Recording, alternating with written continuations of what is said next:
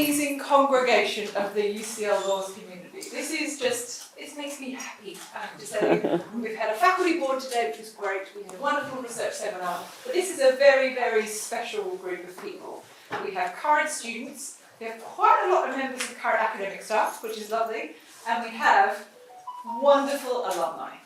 So you are all very, very welcome. And we'll get on to the stars of the show in a moment. But I'm going to steal the thunder for a little bit. I'm Eloise Scotford. For those of you who don't know me, I'm the Dean of the Faculty. And it is my absolute pleasure to welcome you to this year's Bentham Association Address. And I should actually acknowledge there's also people online who are joining us, who I would like to welcome as well. So we missed the 2024 address. Not the greatest moment in the history of the Bentham Association, but we were gearing up for this year's exciting event and for the next even more exciting one, well not more exciting, but you'll hear. A natural diplomat. Well, in one sense, that many of you who've been here before will know that this is not the traditional location for the Bentham Association Address, and I just want to personally apologise to Rodney, where are you, and his amazing wife for going to the usual location for the Bentham Association Address, and therefore being a little bit late this evening. And the reason for the first disruption was that the venue was unavailable, and we've spent some time reorganising it, and the patience of our speaker tonight, Nikki, I particularly want to say thank you, and for those of you who've reorganised diaries from that to be here. Finally, we're together this evening. But we're here in Bentham House, which is our home, which is a lovely place to be, because UCL is currently in its kind of a pre-big birthday mode, because next year, 2026, is our bicentennial, and this year we are, the physical legacy of that will be a renovated and revamped Wilkins building and quad. So it will be amazing. And the next time we have this event, I think we will be enjoying being in that very special space. But for the lecture tonight, as I say, we're here in Bentham House and we're having dinner in a new exciting venue, so we'll all have to stay together as we make our way around the corner in Woburn House. Before we get to the main attraction this evening, which is a big attraction, I did just want to say a few things. And I particularly wanted to pay tribute to our alumni, because this event this evening is for you and with you.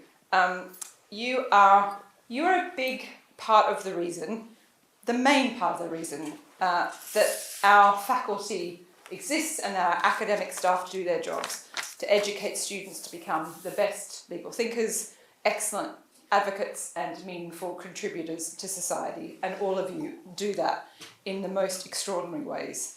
And these qualities of our UCL Laws graduates, and I do hear about that, and I'm not going to say that there aren't great graduates from other law schools, because there are also good graduates from other law schools, but I hear repeatedly the students who have come from first year property into the property law firm from UCL are exceptional. They get incredible teaching.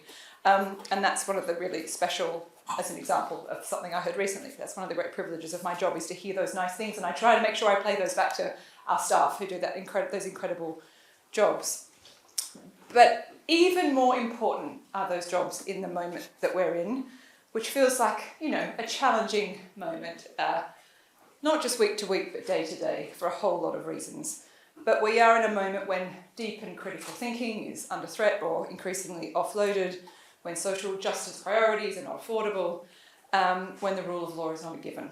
Now, that means our mission as one of the top law faculties in the country, the top law faculty, if you believe this year's Times Good University Guide,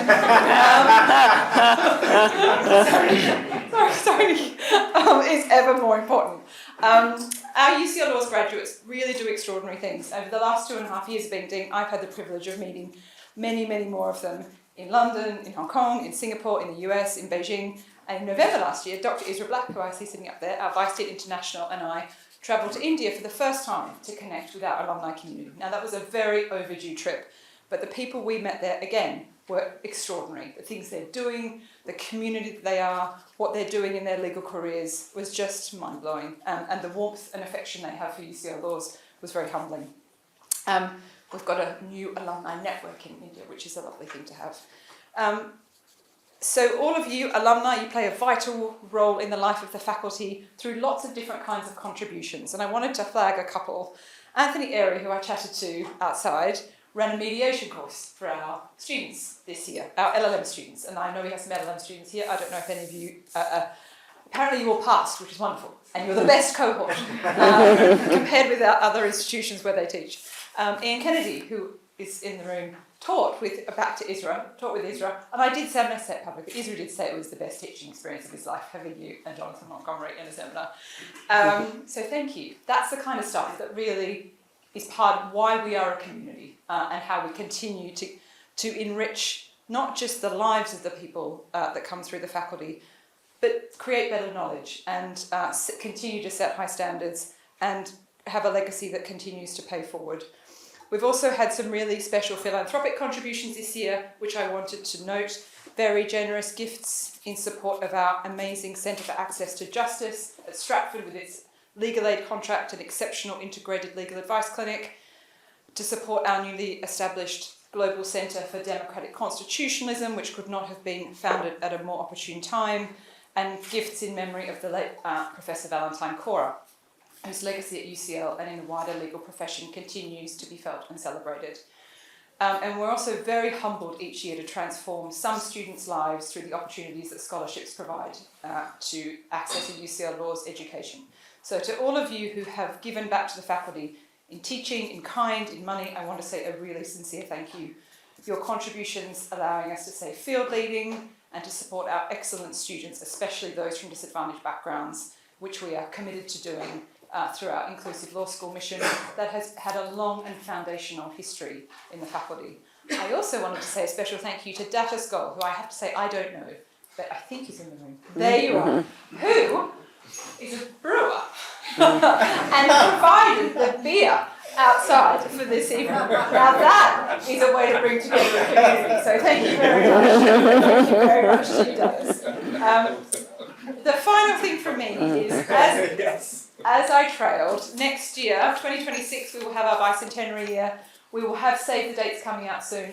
Professor Prince down here is our bicentennial champion, which is quite a big job, because you've got a very firm deadline for when you've got to deliver things, which is in the diary. We've got some really exciting plans coming together, and we're excited to share those with you quite soon. So keep an eye out for that, and we hope to have some really wonderful things happening next year. That was the slip that made me make the wrong comment earlier. Sorry, I was anticipating our bicentennial. But we have been waiting for tonight's lecture for some time, and I have a strong feeling it's going to be worth the wait. It is my absolute pleasure to hand over to David Ormerod, who is our Professor of Criminal Law, who is currently, because he's got so much spare time, reviewing the criminal justice system, and has also a very strict deadline for doing that. It needs to get done very soon, and is very well placed to chair this evening's lecture. Thank you.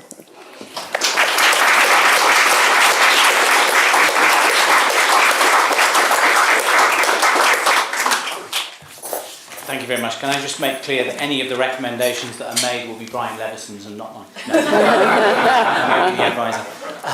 As Eloise has said, my name is David Ormerod. I'm the Professor of Criminal Law here at UCL, and it's my privilege this evening to introduce the 2024 President, Professor Nicola Lacey, CBE, FBA.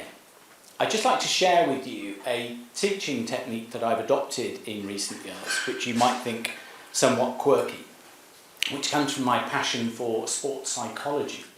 I try to remind each new intake of undergraduates that they've joined a tribe, the UCL Laws tribe, and as part of that, I remind them of their ancestry.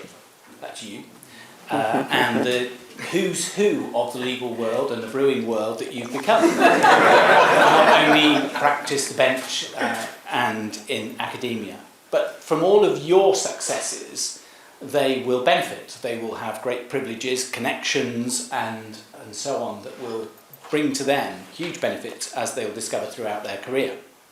I also tell the students that they will benefit not only from your successes, but they should be inspired by you all. And I look around the room and I see the successes that you should all be very proud of. We're particularly proud of you having, and I hope that the students take note of that. I invite alumni in to the faculty to talk to the students, and we have these crime conversations with illustrious characters.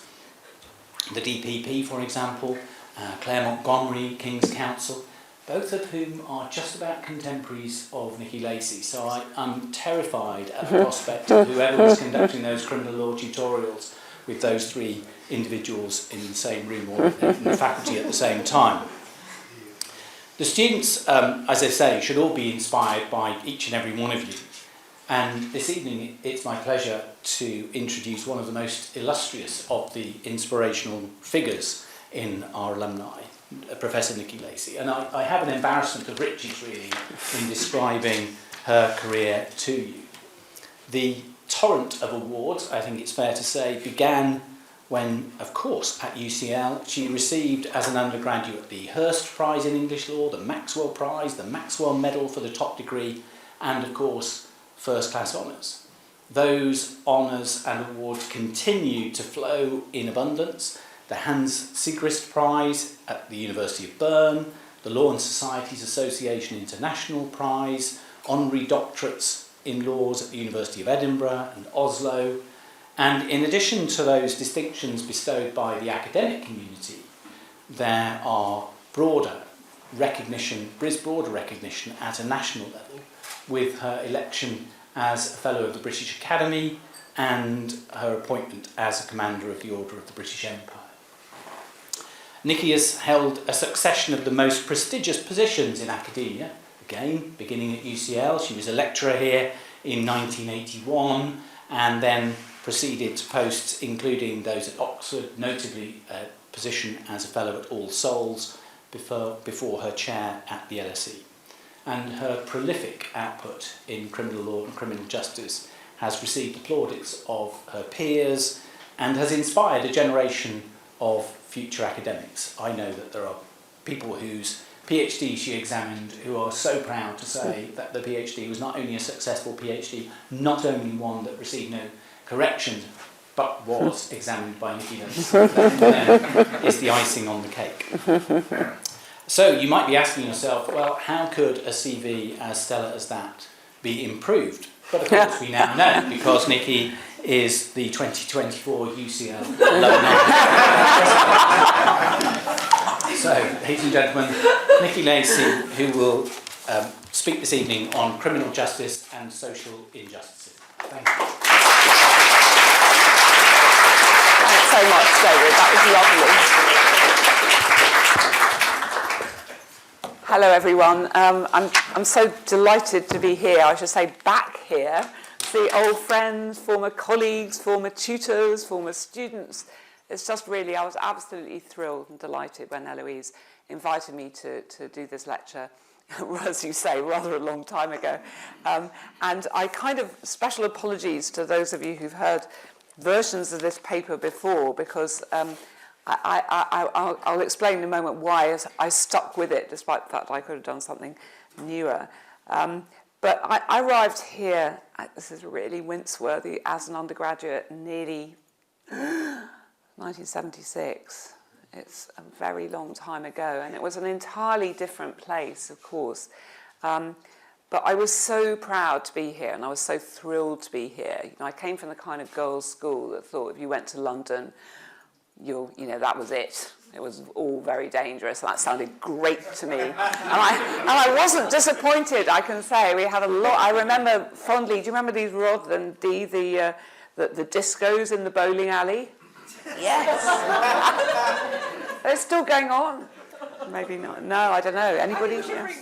I think so. Yeah. You can call it the Nicola Lacey Memorial Disco. Anyway, I was incredibly proud to come here, seriously, because partly because of its traditions. I mean, it was obviously a top law school, but the traditions of inclusivity that go right back through UCL's history, that remain in its DNA, meant an enormous amount to me, and I'm still really proud to call myself a UCL alumna. I was very lucky to have my first job here, and the topic I've decided to stick to this evening, even though a couple of you long-suffering friends and colleagues have heard versions of it before, is that it's sort of a paper that very much speaks to my UCL history in a way. It's criminal law, which has been my main field. I was taught by Ian Dennis and Stephen Guest, who were very generous to me. Neither of my parents went to university, as indeed was the case for many students in those days. And if I hadn't had tutors who had said to me, "Oh, why don't you go and do a graduate degree?" "What's a graduate degree?" I thought this was a graduate degree. If I hadn't had that encouragement from them, and criminal law was really the subject that made me very much bond with law. It was a second-year subject then. I don't know if it still is at UCL. It's first at LSE as well. But it was my sort of light bulb moment with law when I realised that I was really, really very engaged intellectually by it. I was also very lucky later when I came back here as a lecturer to have the support of Ted Hundrich in the philosophy department, who invited me to his seminars and in fact commissioned my first book, which was on punishment. So these are the origins of my work. This is what made me have the very fortunate career that I've had. And it comes all the way up to the present, because actually this paper was originally commissioned by Virginia, where are you, Virginia? And by Joe Wolfe, who was in the philosophy department when I was working here. So, it's a UCL paper. Mark D'Souza, along with Virginia, one of the people who's heard this paper before, was my commentator at a very nice workshop in the politics department, wasn't it?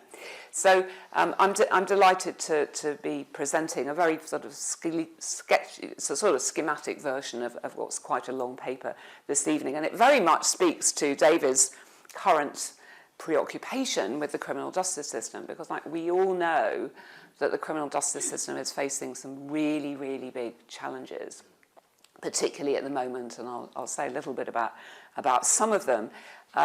But the biggest challenge I want to talk about is this challenge of injustice, that we know that criminal law sometimes, although it tries to do justice, very often ends up reflecting background injustices or even exacerbating them. And my lecture is really sort of about what scope there is for trying to mitigate that sort of structural relationship between criminal law, criminal justice, and background structural injustice, which was really the subject of the volume that Virginia and Joe put together. Beautiful volume, Structural Injustice and the Law. Plug. I meant to bring the book, but I'm currently locked out of my office at LSE due to a power cut. So imagine the book at this point. And I hope this really sort of speaks to people's interests. Funnily enough, I saw on your mailing list recently there's another event in May that David is chairing, where you have the editor of the Journal of Forensic and Legal Medicine talking about some of the distortions that can come into the criminal process from the use of probabilistic data, which of course is now so much the name of the game. And that sort of thing very much speaks to my lecture this evening. So, without further ado, the relationship between law and justice lies, of course, at the heart of the concerns of the legal academy. But realising that aspiration, the aspiration that law should genuinely deliver justice, is fraught with complication. And in no field is this more so than in criminal law. The obstacles to achieving criminal justice in a society marked by structural injustice have long been recognised in philosophy, in legal literature, and in criminology. Inequalities and injustices in social attitudes to certain groups very often show up in probabilistic data for one reason or another.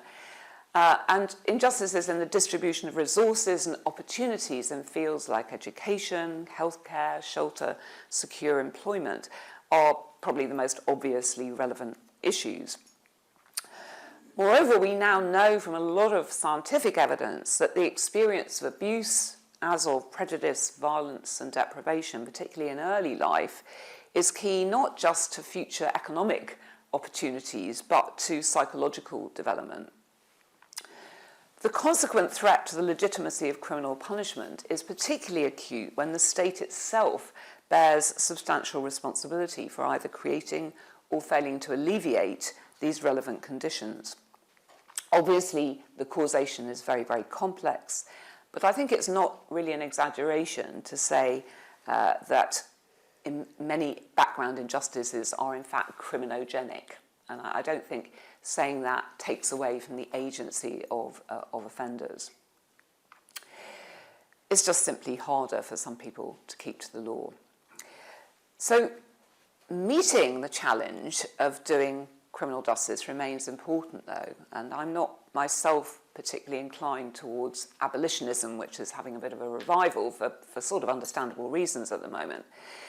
And the reason I'm not going to go down that road is that there's a really complicated moral and political challenge here, and that is that the fact that the disproportionalities in the impact of criminalisation on unjustly disadvantaged groups are matched by comparable disproportionalities in criminal victimisation. Economically marginalised groups and those subject to prejudice also find themselves not just on the sharp end of the criminal justice system, but disproportionately victims of crime. They also all too often face problems of poor provision of criminal justice services such as policing. I think it's also true to say that over the last 50 years or so, and we're seeing some pretty extraordinary consequences of this, particularly in America at the moment, this sort of long-standing challenge has been exacerbated by emerging features of the way our societies work, more generally our background sort of political economies, even in the sort of so-called advanced democracies.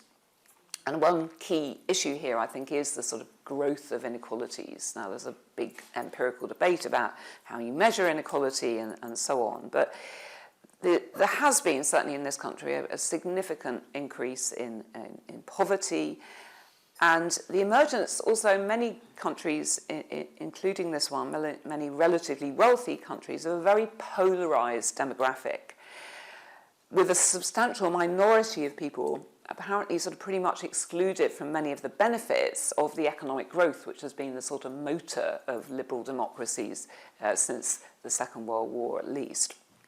And that's made the challenge facing democratic governments much more apparent. Conversely, and it's also exacerbated those social injustices. It's also created a sort of small, super-rich elite, and that produces another problem for criminal law, which is the problem of impunity, and we're seeing that big time in the US at the moment. So that too can have some corrosive implications for the state's authority, and those are the sorts of facts that I want to contextualise my lecture this evening within. So here's what I'm going to do. I'm first going to analyse the forms and implications of social injustice delineated by philosophical and legal literatures. It's obviously a very broad brushstroke summary. I'm going to set out a typology of three different kinds of injustice, distinguishing between material injustices, epistemic injustices, and what I'll call injustices of standing. And I'll try to trace their ramifications in different contexts. I'll then move on, secondly, to consider the scope and limits for the criminal law and criminal process, to acknowledge the upshot of these background injustices and to adjust its practices. And finally, I'll assess the upshot of that analysis for criminal justice today. So considerations about injustice and its upshot for criminal justice have, as I said, featured in a lot of disciplines. And I'm going to really just focus on the two I was inspired to start being interested in and working with here at UCL, philosophy and law. It kind of makes sense to begin with philosophy because the conceptions of justice that have been elaborated in different philosophical traditions have played and continue to play a key role in criminal justice debates. Perhaps the most obvious argument here has to do with material injustice, the classic case of the person who steals in order to provide food for their family. It's just a very just to get the image in our minds.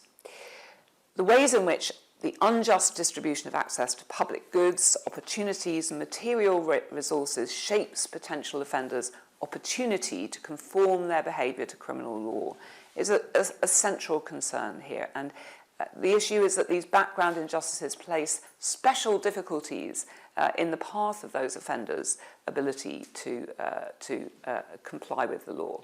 The sort of thing that we think of as the defences sometimes as trying to even out to some degree. Now, some philosophers obviously regard punishment exclusively in terms of retribution and try to sort of ring-fence the concept of retributive justice so as to insulate it from these questions of background injustice. But I think even retributivists, most of them today, the people who sail under the sort of modernised version of just desserts theory, would accept that background injustices in the distribution of resources and opportunities do potentially affect an individual's desert. For example, influencing the proportionality of a given penalty. And this sort of poses a conundrum, really, for the very project of imposing uniform standards of criminal justice in our societies. Now, of course, to say that is not only to skate over an enormous literature on what counts as proportionality, I won't go there this evening, but also to skate over the question of what counts as distributive injustice. Now, there's obviously a huge literature here, and even a brief overview you'll be glad to hear, well beyond the scope of tonight's lecture. I'm just going to take one example, which is John Rawls's famous theory of justice, published just over half a century ago. And I'm going to take that not only because it's been extraordinarily influential, but also because it has recently been deployed to very telling effect by a philosopher at Harvard called Tommy Shelby in his work on what he calls the dark ghetto in the United States.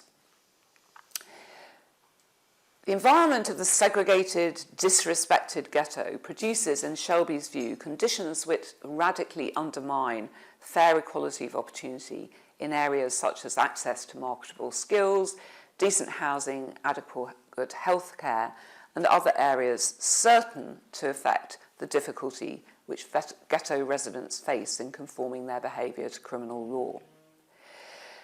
These distributive unfairnesses, along with inequalities far greater than those which rules would have been seen as justifiable, reflect, he argues, failures of justice in the basic structure of society, undermining the reciprocity on which political obligation is based. In the absence of real efforts by the state to reverse them, Shelby argues, crime can even be seen as a form of resistance. Those systematically excluded from the benefits of political association cannot justly be held to their civic obligations. I think Shelby's analysis of the dark ghetto is a paradigm for the philosophical exploration of the upshot of distributive injustice for criminal justice. But I also mentioned his reference to disrespect, the disrespect with which ghetto residents are treated and viewed. And that brings me to the second and third forms of injustice, which are challenges to criminal justice. I'll look first at what philosopher Miranda Fricker has called epistemic injustice. Now, that's a posh title, but the argument's very simple, although its upshot is profound. Her argument is the distribution of power in society shapes how claims to knowledge are received, rendering the truth claims of disrespected views and groups less valid. The upshot for criminal justice is obvious.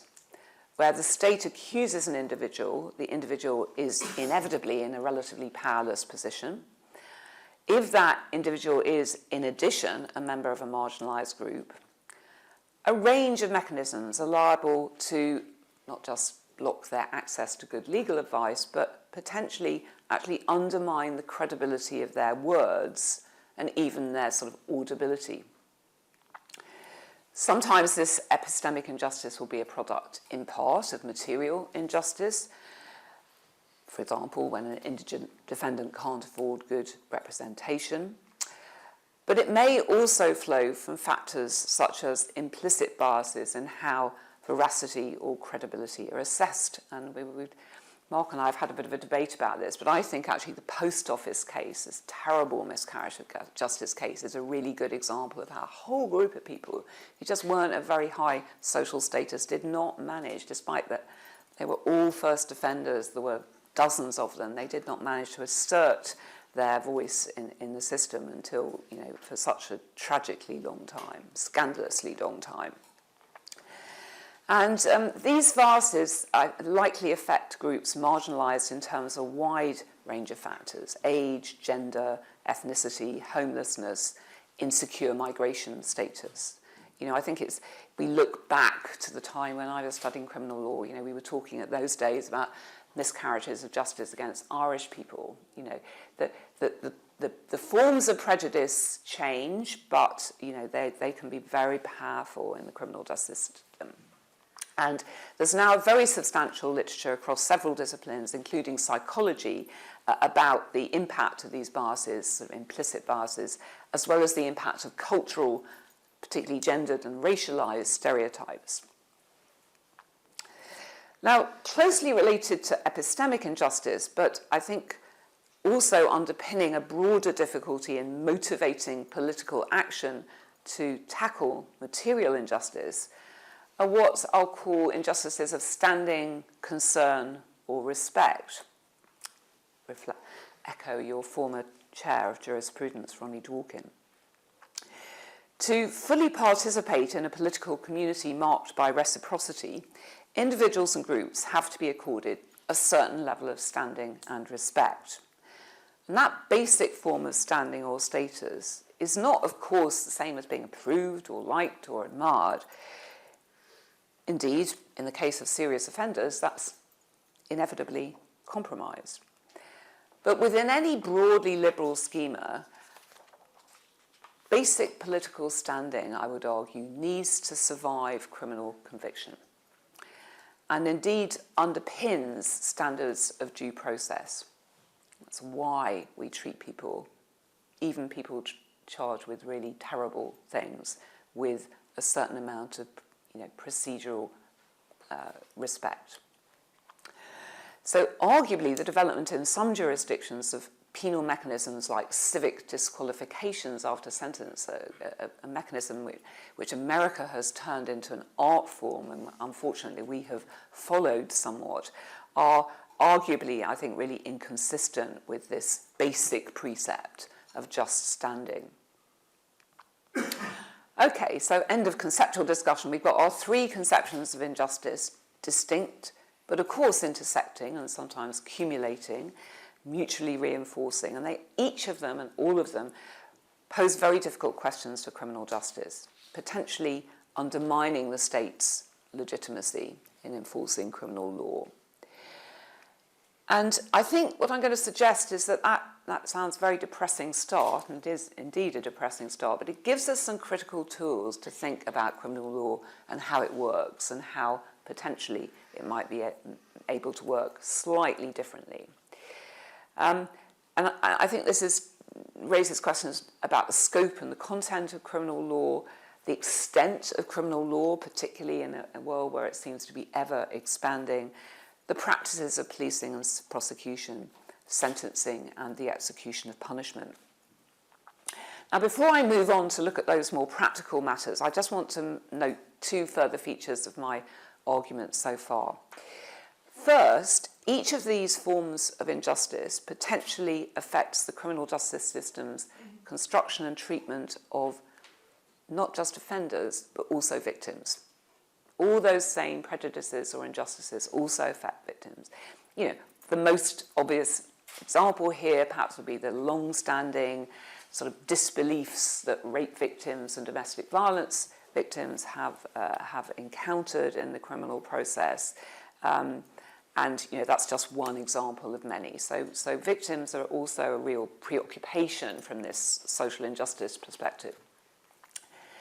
Secondly, I think using conceptions of justice in this sort of critical manner also provides some resources for the analysis of what we might see as the opposite end of the criminal justice spectrum to the dark ghetto, which is crimes of the powerful, parties in Downing Street on. a litmus test of the justice, the criminal justice system, is its treatment of all on equal terms. And a failure to attend to the crimes of those who benefit from material advantages, as well as the advantages of credibility and of status, pose just as sharp a challenge as we are seeing at the moment to the authority of the legal system and of criminal justice as do injustices to the disadvantaged. In particular, these injustices of unfair advantage, as we might call them, also pose a threat to the overall legitimacy of the system. We know from lots of empirical research that perceptions of procedural justice are hugely important to trust in institutions as to their stability and efficacy.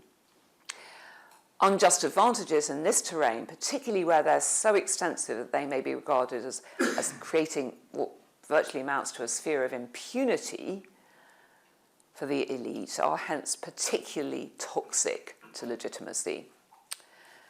And unfortunately, recent political economic developments in rich democracies have created fertile conditions for just such a crisis of authority. That's obviously a much bigger topic than I can really tackle tonight, but let's just go back to basics and think about what scope there is already in criminal law to tackle these sorts of injustices, or at least make some sort of adjustment to cope with them. Now, I think one has to immediately accept that there are pretty clear limits to this, because first, just as a logical matter, criminal law operates with its own internal conception of justice. Doing criminal justice at one level just definitionally is what criminal law aspires to. But of course, what it means to do criminal justice in legal terms is first and foremost defined by the law itself. Beyond complying with the core precepts of due process, like the presumption of innocence, this simply means having the criminal law applied to each defendant accurately and fairly. From a legal point of view, the proposition that background social injustice can generally be brought into the courtroom to argue for the defendant's exoneration would be regarded as threatening to both the law's authority and its core focus on individual responsibility. The requirement of proof of responsibility, mens rea, is itself, of course, relevant to distributive justice. Responsibility understood as engaged cognitive and volitional capacities is a condition of a defendant having a basically fair opportunity to comply with the law. But the idea that criminal law standards might be regarded as not applying with their full force to defendants simply because of their experience of injustice will be regarded as counter to the very modus operandi of criminal law. And while criminal law has indeed found some ways in which to mitigate the degree to which it reflects and compounds background injustice, its orientation at the conviction stage, at least, to binary decision-making, guilty or not guilty, limits its flexibility. Even at the sentencing stage, which obviously provides much more scope for sort of mitigation, for taking into background conditions, going back many, many decades to the invention of what they used to be called social inquiry reports, or now called pre-sentence reports, I think. Even at this stage, though, the recent furor about the Sentencing Council's efforts to address, for example, racial disproportionality in sentencing outcomes, an effort originally prompted, let's remember, by the previous government, really illustrates the sort of how volatile this issue is and the limited room for manoeuvre. There's always a risk that any kind of adjustment that tries to do justice, or as Ronnie Dworkin would have put it, tries to treat people as an equal by adjusting for background injustice, is so easy for that then to be represented as unequal treatment because it's formally unequal, and thus to being inimical to the value of equality before the law. Now, of course, this sort of ideal picture of a normatively insulated legal discourse is very much open to question and critique, and particularly socio-legal traditions in scholarly work have done a lot to expose some of the assumptions and the power relations that underlie this form of supposed legal autonomy. Nor is criminal law entirely insulated from concerns about justice. For example, just to take one example, although it's an example that can go either way, in systems featuring a jury, most of those systems still allow for so-called jury nullification, or what we used to call perverse jury verdicts, where a jury, as in some of the Extinction Rebellion cases or the Black Lives Matter cases, really felt strongly that the criminal law is being invoked in an unjust way, can use their power to simply find a defendant not guilty. I mean, I'll just emphasise that can be used the other way around as well. So it's not a magic thing here, but it is a mechanism that is there to resolve or even preempt the impact of background injustice on criminalisation. But there are lots of other stages, which I want to emphasise, at which it's possible, and we might very much hope that the relevant actors will think about how to somewhat, temper the liability of criminal law to exacerbate background injustice. First, we might take it into account in the legislative process, either in framing the law or in deciding whether or not to criminalise an activity in the first place. We know, for example, from masses of empirical research going back many years, that the more discretion there is about the enforcement of a law, the more likely these background biases and injustices will really shape the patterns of law enforcement. And I remember years ago when the Blair government was talking about bringing in an ID card system, one of the arguments that pressure groups like Liberty made was, it won't be about any of us forgetting our ID card. It will be somebody who, a young black man who's being stopped and searched. That is, and then the thing that it would be very easy to pin on them is not having an ID card. So, trying to think intelligently, not just about, the principle of what should be in the criminal law, but how is it going to play out in practice? Understanding the evidence about that. Also, of course, the legislature gets involved and has been quite active recently in framing or amending, updating criminal defences. So, for example, the recent partial defence of loss of control in English criminal law illustrates the ways in which concerns about the upshot of criminal injustice can filter into the lawmaking process. So the whole debate which has been going on most of my professional life, which Alison has been one of the contributors to, about sort of contextualising how we think about things like self-defence within a broader social picture, has led to some sort of flexibility here. Of course, it's always double-edged, isn't it? Because if you make the defences much more flexible or generous, then that can increase the risk to potential victims. So, that's not, but that is something that we need to be thinking about at the legislative stage. So the second mechanism by which English criminal law fine-tunes its rules in ways which can speak directly or indirectly to the issue of background injustice is, of course, that of the common law defences. Defences like self-defence or duress recognise that some defendants have encountered special barriers to conformity to an extent which either justifies their commission or, more usually, attenuates the link between the act and the offender in a way that justifies excusing the action, either because of a sort of cognitive or a volitional deficit. Now, criminal law's preference, of course, for defences which speak to deficits of responsibility as opposed to justifications of conduct reflects that limit that I mentioned right at the beginning, that ultimately the criminal law standard has to be maintained. And I think judges feel an understandable and persistent worry that justificatory defences, in effect, sort of allow the offender to redraw the boundaries of the law. But it is a difficult issue. Let me just give you a sort of odd example. Sorry, I'm just looking at my watch. I'm going to speed up. You know, we know that it's still the case in many spheres of life that young men are brought up in an incredibly sexist culture, which really shapes their view of what women's behaviour means. And, you know, should that sort of thing ground like a sort of cultural defence? Well, you know, I think that's going to be a very, very difficult pill for the law or, you know, commentators on the law to swallow.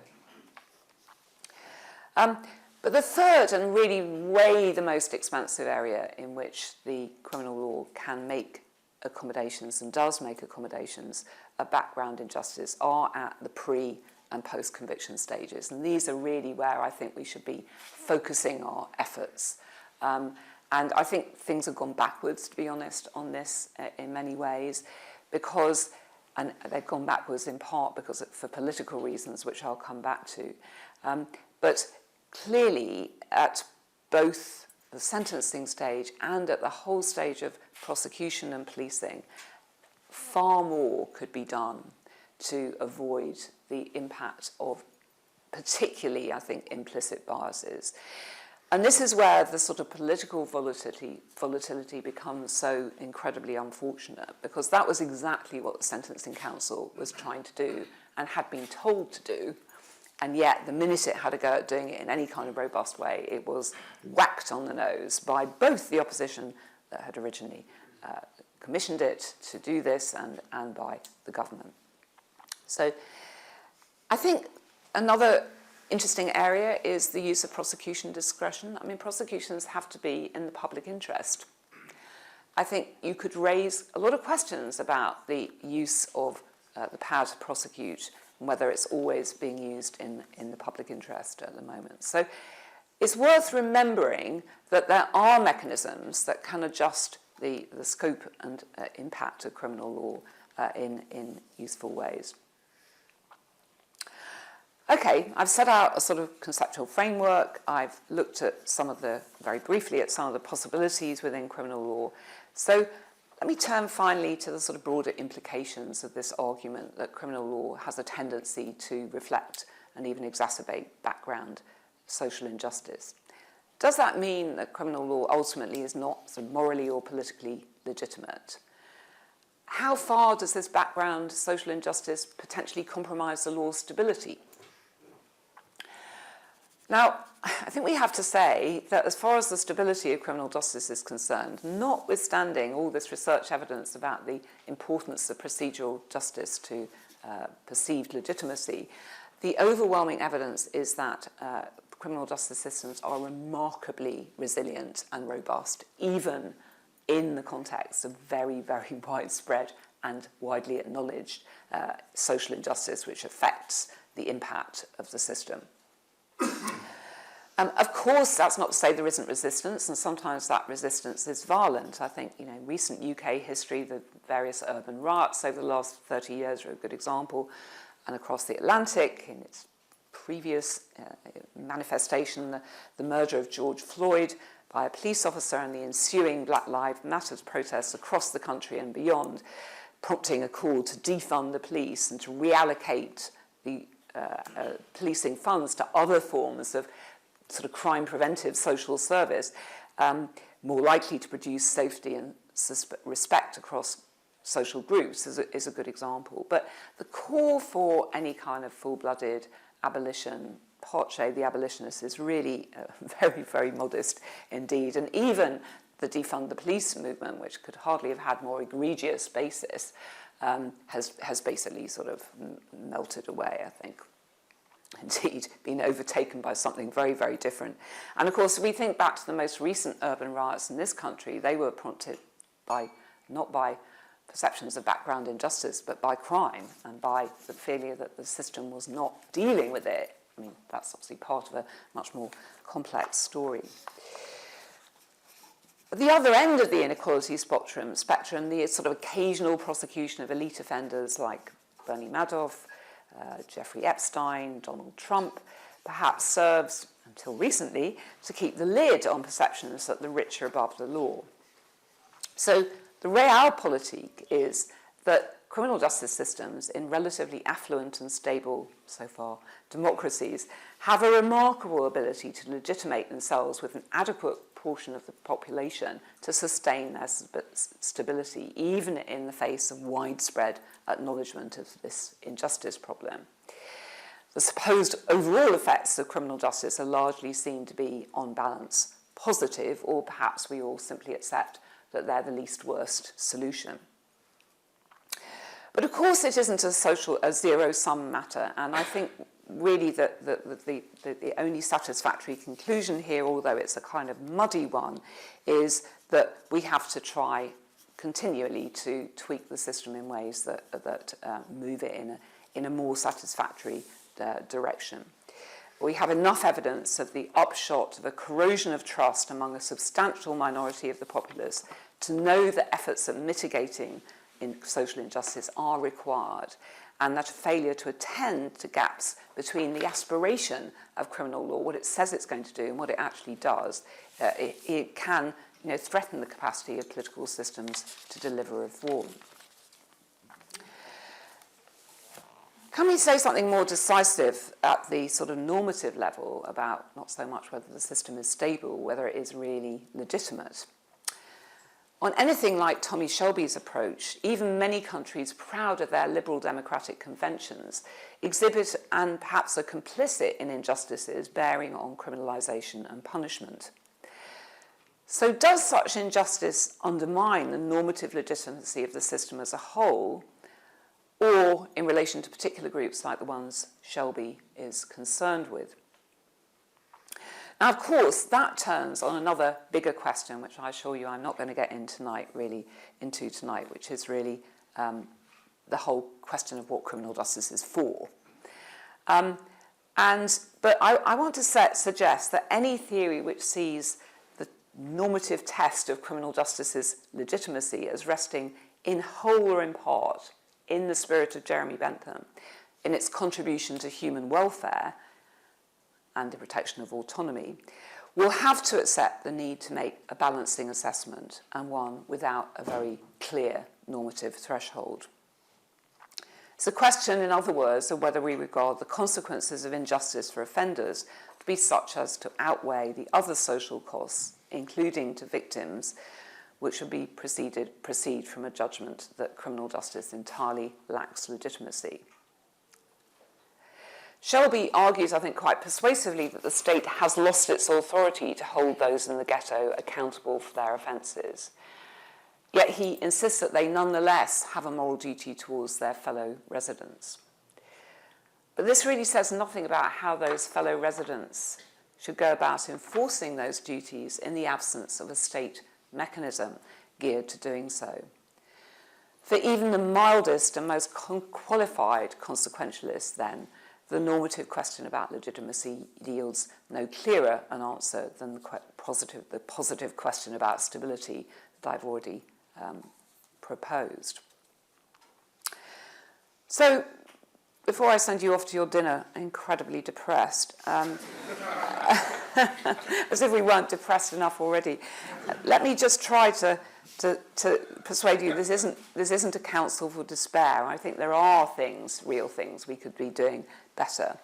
Exposing the upshot of social injustices for criminal justice is a hugely important contribution to political discourse, and as social movements like Black Lives Matter have shown, ideally it invites not merely criminal justice reform, but also a reassessment of the potential for preventing and responding to crime through a wide range of non-criminal justice means.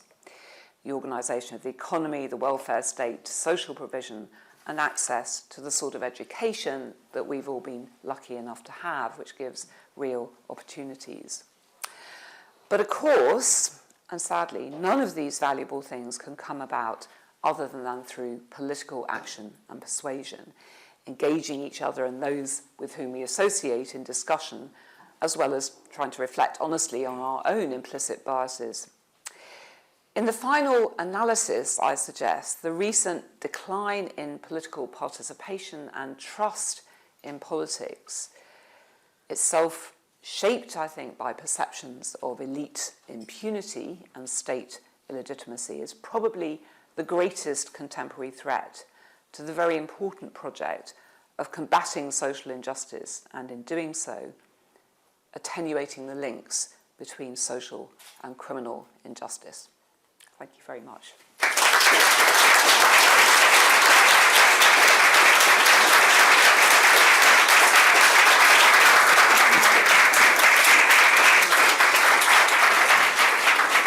think we're pretty much out of time, aren't we? We are right on time, yes. Thank you very much, Nikki, for such a wonderful lecture, really compelling case for some recalibration of criminal justice. I'm always envious of your ability to deal with such fundamentals in such an accessible manner, thought-provoking manner, and how timely, despite the fact that it was delayed. Maybe it was more timely by being delayed. Or maybe criminal justice is always in a state of disarray. But thank you very much again. Perhaps we could show our appreciation one more time for Nicola Lacey's wonderful lecture. Thank you. Thank you.